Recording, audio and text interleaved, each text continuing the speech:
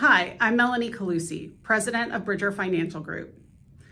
I recently spent a day in the kitchen with my family making lefse, my Norwegian grandmother's recipe. Lefse is basically potato crepes with lots of butter and sugar. If you haven't had them, believe me, they are delicious. I'm reminded how family recipes handed down through generations makes us feel close to our loved ones. I can still picture my grandmother teaching me how to make lefse. Now my mom has taught my kids. Treasured family recipes are legacies we leave for the next generation.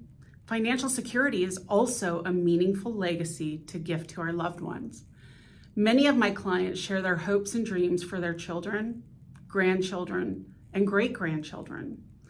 They want to see them happy, fulfilled, and able to enjoy life, and they want their legacy to help accomplish that.